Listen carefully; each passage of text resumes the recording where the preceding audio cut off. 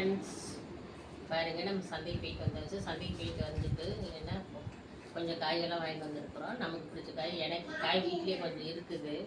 ஏன்னா இப்போ ஊருக்கு போயிட்டு வந்ததுனால காயெல்லாம் பாதி காய் இருக்குது, பாதி காய் மட்டும் தான் வாங்கிட்டு வந்தேன்.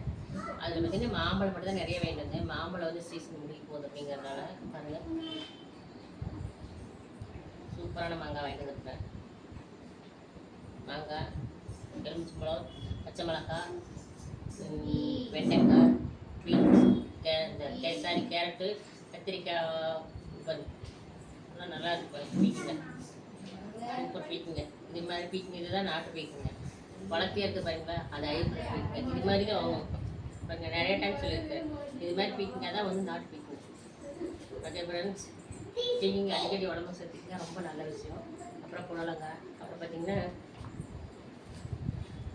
ஒரு பூட்டை மட்டும் இது பேபிட்டேன்.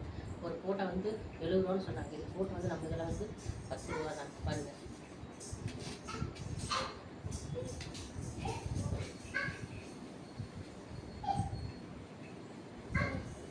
சூப்பராக இருக்கு பாருங்க, நல்லா இருக்குல்ல. ஓகே ஃப்ரெண்ட்ஸ், அதே மாதிரிக்கே மல்லித்தெல்லாம் புதினா வாங்கிட்டு வரல. புதினா நம்ம வீட்லேயே இருக்குது, அதனால புதினா வாங்கிட்டு வரலாம். அப்புறம் அவரைக்காய் பொரியல், அப்புறம் கத்திரிக்காய், பாவக்காய், கருவாடு கொஞ்சம் வாங்கிட்டு வந்தேன். அது ஏற்கனவே வீட்டில் கருவாடு இருக்குது. சரி, அது கொஞ்சம் குட்டியாக இருக்குது, இது கொஞ்சம் நெருக்கமாக இருக்குது அப்படிங்கிறதுனால சரி கொஞ்சம் வாங்கிட்டு வந்தேன். ஓகே ஃப்ரெண்ட்ஸ், இன்னைக்கான சந்தைக்கு போயிட்டு வந்து வீட்டுக்கு அது எலுமிச்சம்பழம் இந்த எலுமிச்சம்பழம் இன்னும் 10 ரூபா தான்.